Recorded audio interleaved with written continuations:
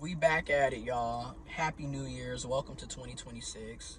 And the world is in shambles as usual. But to me, my next part of this is it also, in my opinion, goes back to the whole assumption again of, are y'all assuming that every queer person wants you, that every gay person wants you, that every trans person wants you in the first place?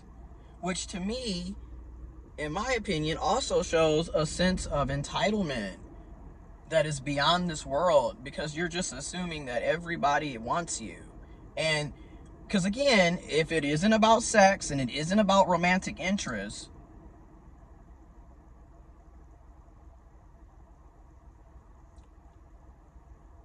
then why do you have such strong feelings about trans people, about men who sleep with other men, about women who sleep with other women, about why does it matter? If you're not doing it, that's cool. You don't have to. Nobody's forcing you to be queer, gay, trans, intersex, lesbian, pan, bi. But you are trying to, in my opinion, you are trying to force people to be straight. You are trying to force people to be cisgendered, though. Because if you're not, why are you creating all these laws and policies to only attack specific demographics of people? And again, that's goes back to the other thing. Why are you so bothered that people are gay, that people are trans, that men can be bisexual? And the crazy thing is, there are plenty of bisexual and pansexual and people whose sexuality is fluid that are in heterosexual relationship dynamics. Surprise, surprise.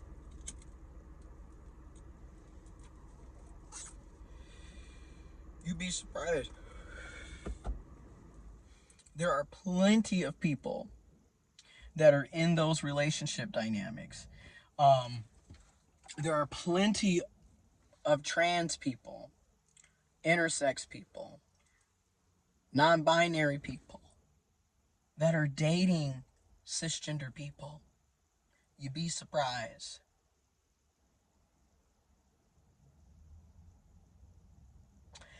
And once again, it really should only matter between the people that are in that romantic and or sexual relationship. It should only be about them. All of our opinions should not matter. We're not dating them. We're not having sex with them. That's just my opinion. That's just my 2 cents on that, right? But I be sitting back like, really? This is really what it comes down to. We are too concerned about what individuals are doing in their own, with their bodies, with their love life. And again, everything is always, in my opinion, about sex and romantic relationships. And it's like, why are these the only two things that we focus on? And then based off of that, we're trying to dictate how we live and how other people live and how things are set up based off of sex and romantic relationships. And it's like, really? Is that the focal point of being human? Is sex and romantic relationships?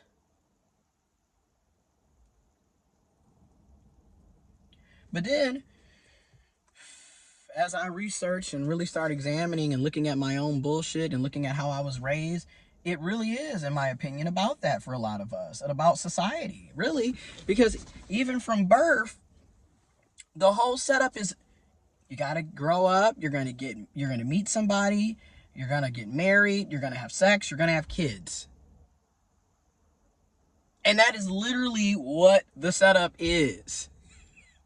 So it is focused on sex and romantic relationships. And if we're looking at it from a, we can only be straight, heterosexual, we can only be biological, cisgender, then you start to see why there's so much animosity and hatred against people that are not doing that, right? Because if we're not straight and biological, you can't have kids, and apparently you can't have a romantic relationship, and you can't have sex either. And once again, why does everybody assume that everybody wants the same thing? Like, why is it the assumption that everybody wants to have kids? Everybody doesn't want to have kids. Everybody doesn't want to be in a romantic relationship. That's not everybody's goal, and that's okay. I don't care. That you don't want to have kids, cool. You want to have kids, awesome. You want to be in a committed monogamous relationship, cool. You want to be single and do you, cool. Why does it matter? We really need, in my opinion, we really need to start asking that question.